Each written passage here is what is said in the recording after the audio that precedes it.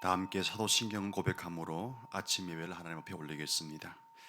전능하사 천지를 만드신 하나님 아버지를 내가 믿사오며 그 외아들 우리 주 예수 그리스도를 믿사오니 이는 성령으로 잉태하사 동정녀 마리아에게 나시고 빌라도에게 고난을 받으사 십자가에 못 박혀 죽으시고 장사한 지 사흘 만에 죽은 자 가운데서 다시 살아나시며 하늘에 오르사 전능하신 하나님 우편에 앉아 계시다가 저리로서 산자와 죽은 자를 심판하러 오시리라. 성령을 믿사오며 거룩한 공회와 성도가 서로 교통하는 것과 죄를 사하여 주시는 것과 몸이 다시 사는 것과 영원히 사는 것을 믿사옵나이다. 아멘. 321장 찬송을 함께 부르시겠습니다. 321장 찬송을 함께 부르시겠습니다.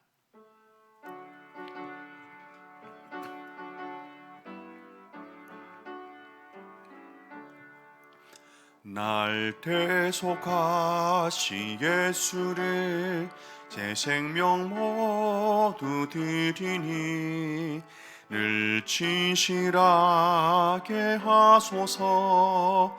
내 구주 예수여, 나 구주 위에 살리라. 내 기쁨 한량 없으리. 내 갈 길 인도하소서.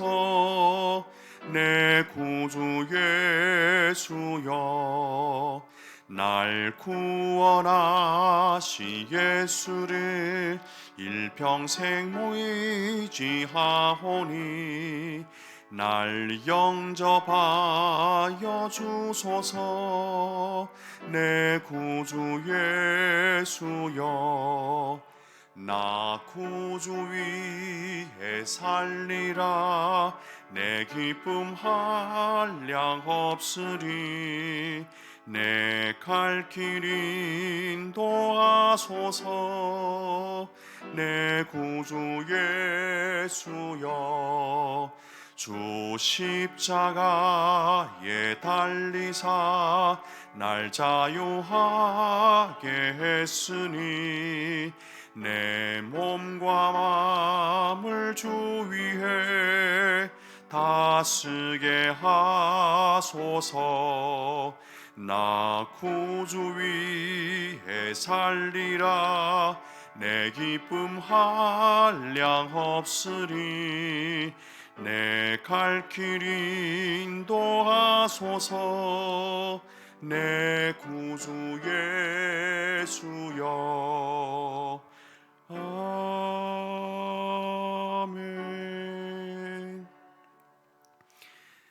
아멘. 함께 보실 하나님 말씀은 신약 성경 누가복음 2장 1절로부터 7절까지 말씀이 되겠습니다. 신약 성경 누가복음 2장 1절로부터 7절까지 말씀이 되겠습니다.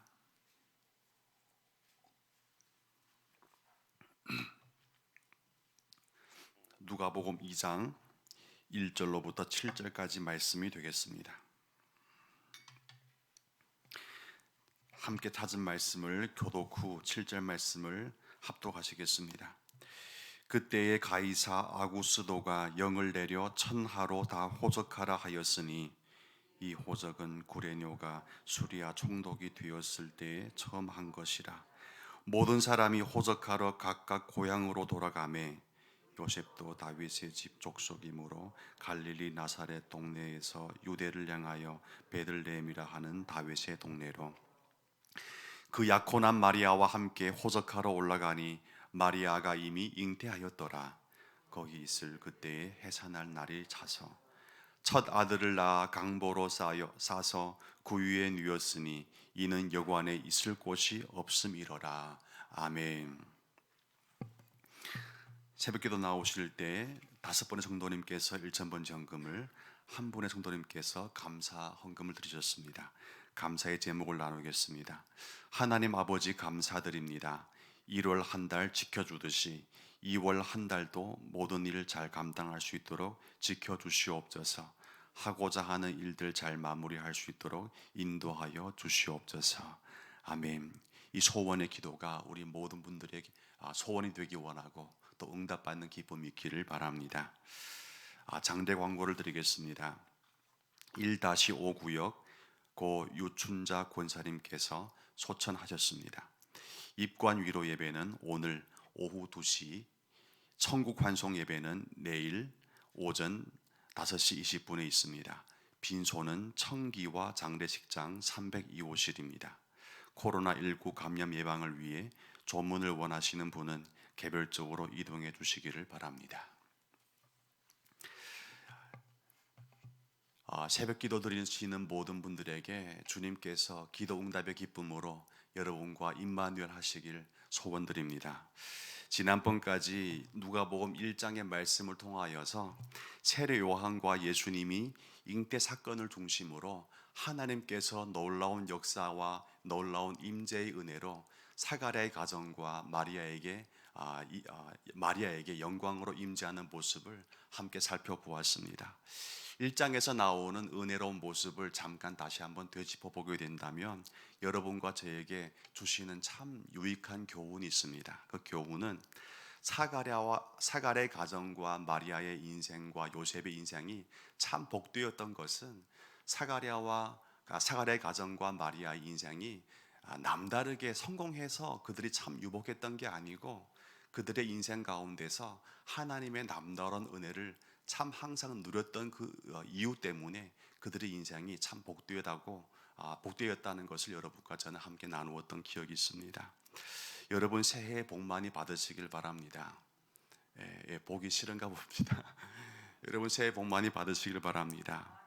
그러나 우리가 기억해야 하는 것이 있습니다. 그것은 성도에게 필요한 복은 남다르게 세상에서 성공하는 복이 아니라, 물론 그렇게 하면 좋겠지만 우리에게 꼭 필요한 복이 있다면 바로 남다른 하나님의 은혜를 누리는 복인 줄 믿습니다.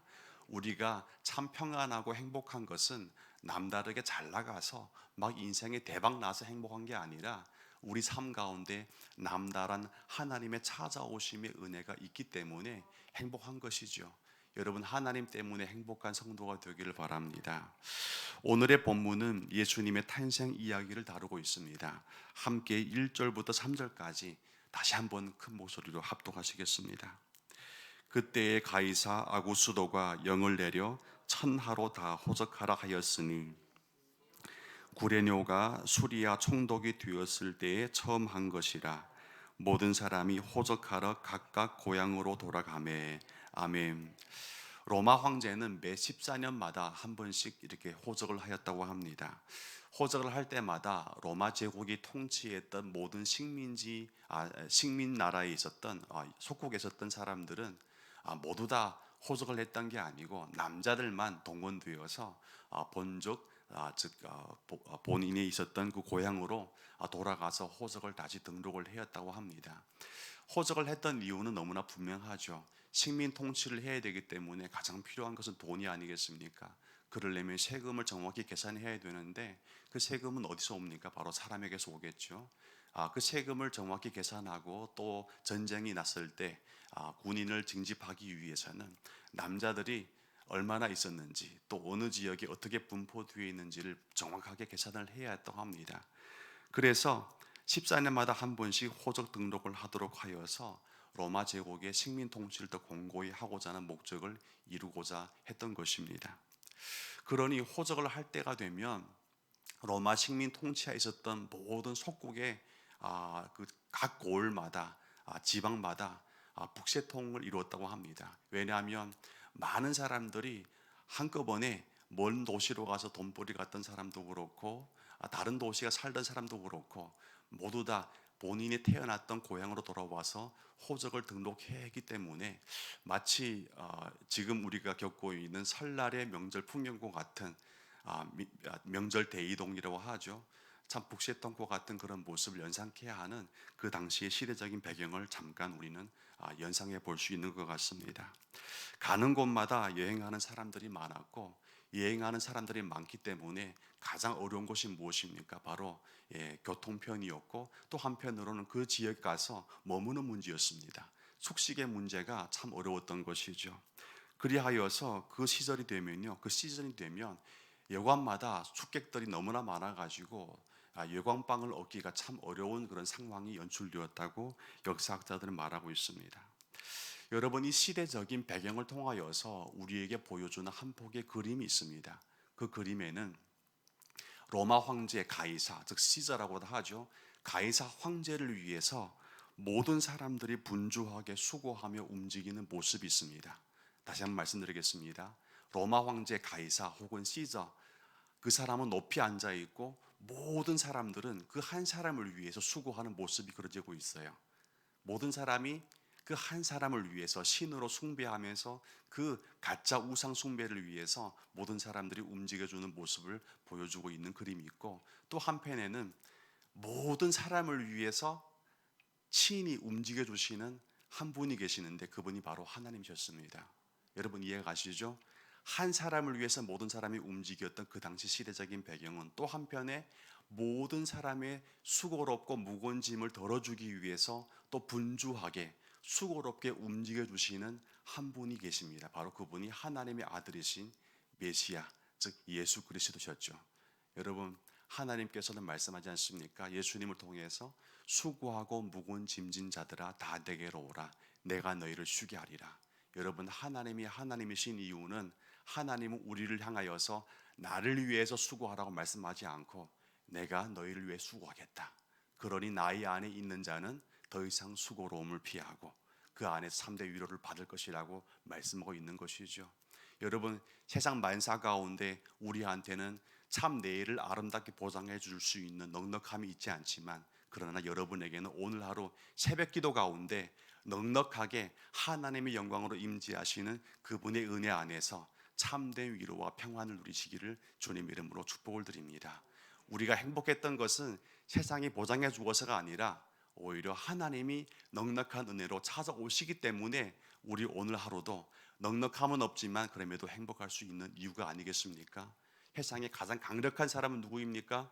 넉넉함이 있는 사람이 아니라 바로 기도 안에서 넉넉한 하나님을 경험하는 자인 줄로 믿으시기 바랍니다.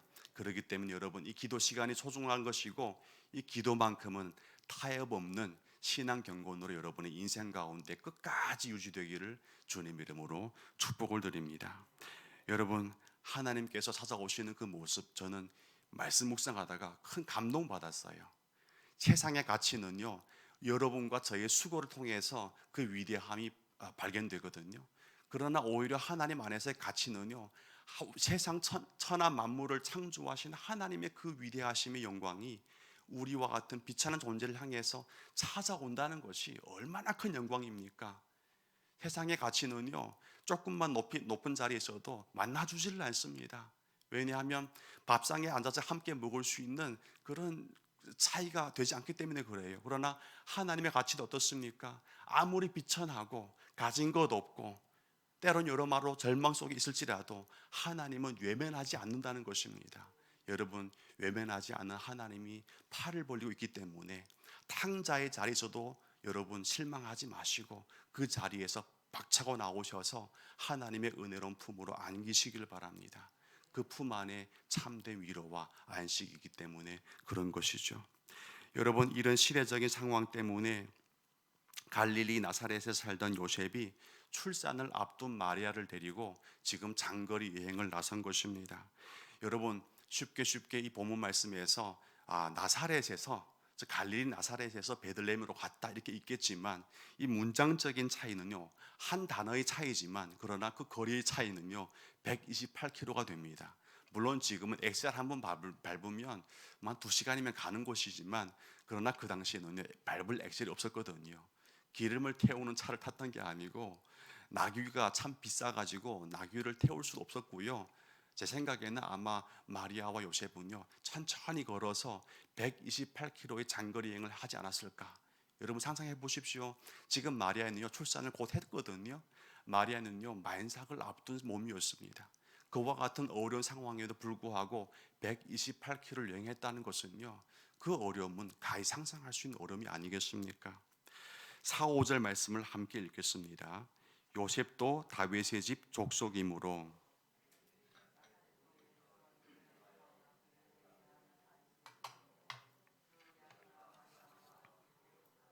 올라가니 마리아가 이미 잉태하였더라. 아멘.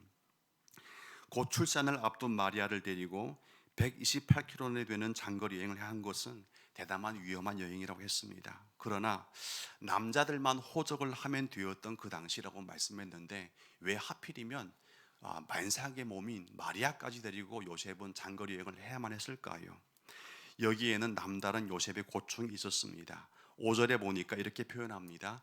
그 약혼한 마리아와 함께 호적하러 올라가니, 특별히 여기서 마리아와 요셉의 관계를 설정해주는 하나의 묘사가 있는데, 그것은 무엇입니까? 약혼한 사이다. 지금도 약혼한 사이의 임신은 여러분 편하게 박수를 받을 수 있는 사이는 아니지 않습니까? 약혼한 몸으로 임신했다는 것은 그렇게 편하게 칭찬을 받을 만한 그런 시선도 요즘에는 별로 없는 것 같아요. 하물며 그 옛날 그 당시에는 얼마나 사람들이 불편한 시선으로 혹은 대놓고 욕을 하는 상황이었겠습니까? 여러분 편한 마음으로 받아들일 수 있는 상황이겠습니까? 그 당시는요 그런 분위기가 아니었거든요. 돌에 맞아도 몇 번 맞아야 하는 그런 어려움이 있었던 것이죠. 그렇기 때문에 요셉은 남자만 하면 되었던 호적 등록을 마리아를 기꺼이 데리고 지금 장거리 여행에 나섰던 것입니다. 여러분, 어려운 장거리 여행에 나섰던 요셉과 마리아의 모습을 통해서 또 배우는 하나의 신앙의 중요한 경건이 있는 것 같습니다. 그것은 무엇입니까? 하나님의 일이라면 어떠한 상황 속에서도 끝까지 책임지는 경건인 것이죠. 하나님의 일이라고 마냥 순풍의 돛담배처럼 일사천리로 순리롭게 진행되어야 되는 것은 아니거든요. 많은 경우 하나님의 일을 하면 할수록 어려움이 더 예상될 수 있습니다. 더욱더 첩첩산중의 어려움을 만날 수 있는 것이란 것입니다. 그러나 하나님의 일을 한다고 앞에 첩첩산중에 놓였다고 그 안에는 하나님의 은혜가 없는 것은 아니거든요. 여러분, 그 안에서도 넉넉히 하나님의 사람으로서 하나님의 일을 감당해내기 위해 능력을 구하고 또 감당해내는 인내를 구해서 끝까지 그 책임을 다하는 여러분의 모든 경건이 있으시길 바랍니다. 올 한 해도 이 교회를 모습을 놓고 볼 때 많은 경우 더 많은 봉사와 더 많은 수고가 필요합니다. 그러나 많은 경우 우리의 상황은 항상 나의 편리에 앞서서 선택하게 되어 있어요. 상황이 이렇기 때문에 하나님의 일은 좀 더 뒤편에 놓아도 된다. 그러나 성경에 보니까 상황이 이렇기 때문에 하나님의 일을 뒤편에 놓는 게 아니고, 상황이 그렇기 때문에 더욱더 하나님의 일을 감당해내기 위해서 은혜를 구해야 되는 것입니다. 더더 능력을 구해서 그 일을 감당해내야 되는 것입니다. 여러분, 상황이 그렇기 때문에 하나님의 일을 축소시키는 것이 아니라 오히려 상황이 그렇기 때문에 능력을 구해서 하나님의 일 그대로, 그 모습 그대로 감당해내는, 이를 위해서 피와 땀방울까지 흘릴지라도 우리의 모든 수고를 다 쏟아내는 여러분의 헌신과 봉사와 신앙의 참된 경건이 올 한 해도 코로나의 상황이 좋아지지 않을지라도 여전히 유지되고 보존되어지고 하나님 앞에 올려지는 신앙 성숙이 있으시길 주님 이름으로 축복을 드립니다. 7절 말씀을 함께 읽겠습니다. 첫 아들을 낳아 강보로 싸서 구유에 누웠으니 이는 여고 안에 있을 곳이 없음이러라. 아멘. 왜 하필이면 14년마다 한 번씩 있는 이 난리법석한 때에 여관방도 없는 베들레헴까지 가서 출산을 하도록 하나님께서 인도하신 것일까요? 잘 이해가 되지 않는 부분입니다. 왜냐하면 1장에 보니까 마리아가 잉태한 것은 하나님의 은혜였거든요.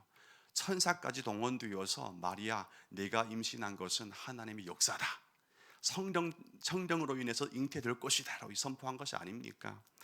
저라고 한다면 참 여러모로 불평이 많았을 것 같아요. 왜 그렇습니까? 이게 뭐지? 하나님의 은혜라면 탄탄대로를 열어주셔가지고 가는 곳마다 5성급 호텔은 몰라도 적어도 여관방 하나쯤 예비해 둬야 되는 거 아닌가? 지금 이게 무슨 꼴이란 말인가? 베들레헴까지 왔는데 여관방 하나 없어가지고, 여러분 그 당시 베들레헴 여관이 두 가지 여관이 있었거든요. 하나는 사람이 머무는 여관, 하나는 동물이 머무는 여관. 여러분, 가축이 머무는 여관방에 머물러 가지고 강보에 쌓여서 말구유 안에서 예수님이 누워졌다는 것은 상상이 되는 일입니까? 그 고귀한 신분이 성령으로 잉태된 거 아닙니까? 어떻게 하여서 지금 가축들과 한 곳에 누워 있는단 말입니까? 하나님 이거 너무한 거 아닙니까? 저 같으면요 불평을 몇십만 번 해도 또 남았을 것 같습니다. 도무지 이해가 되지도 않고 도무지 상상할 수 없는 그런 상황이 아닙니까? 그러나 좀 더 깊이 묵상해 보게 된다면 마리아가 출산의 때를 맞추어서 예관방 한 칸 없는 베들레헴으로 갈 수밖에 없었던 이유가 있었던 것이죠. 그것은 무엇입니까? 바로 미가서에 약속되었던 메시아가 베들레헴에서 태어날 것이라는 약속을 이루기 위한 목적이었던 것입니다.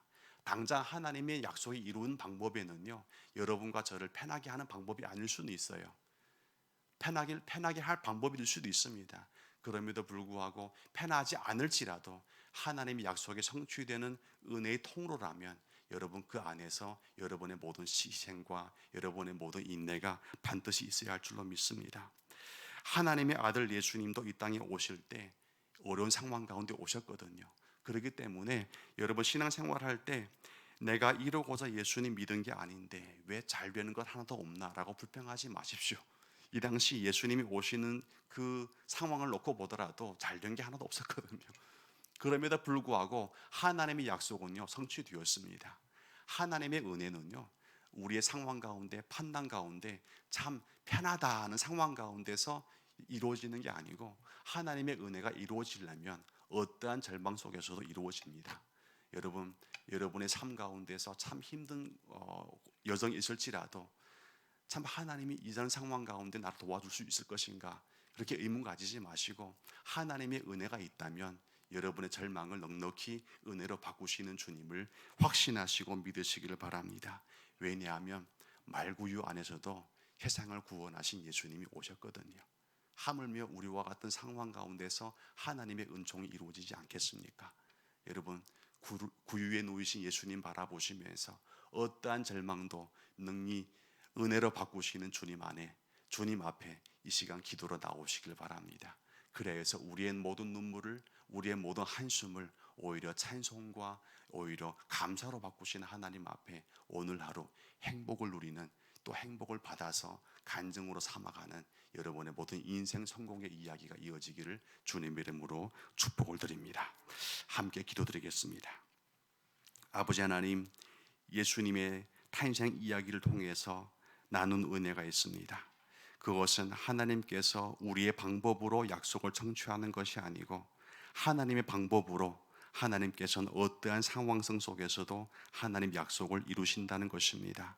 하나님께서 이 자리에 우리를 부르셔서 주실 은혜가 있다면 우리의 그릇이 어떻게 약하든지 우리의 현실 상황이 어떻게 절망적이든지 상관없이 주님의 온전한 은혜를 올 한 해를 통하여 또 오늘 하루의 신앙 고백을 통하여서 친히 성취하여 주시옵소서. 낭망하지 않고 주님 손 꼭 붙잡고 오늘 하루도 예수님이 믿는 사람답게 하나님 은혜 앞에 신앙 고백으로 우리의 믿음을 보존해 나가는 성도의 경건으로 역사하여 주시옵소서. 모든 영광 주님께 돌리고 하나님께 드려진 예물을 주님께서 흠명해 주시며 넘치는 은혜로 또한 채워주기를 소망하며 예수 그리스도의 이름으로 기도드립니다. 아멘.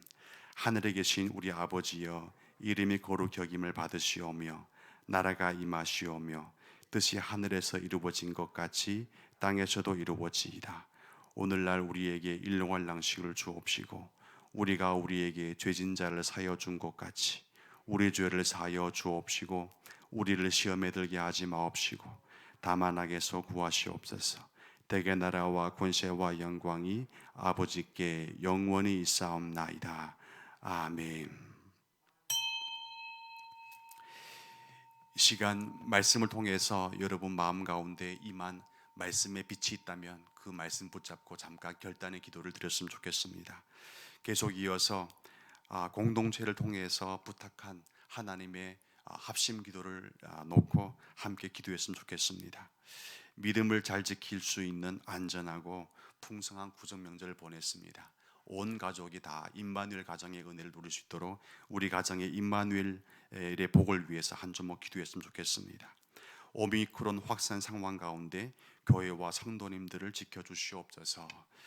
온라인 대신방 가운데 성령의 충만함이 있게 하여 주시옵소서. 구역장 권찰 모임에 특별한 하나님의 인도하심이 있게 하여 주시옵소서.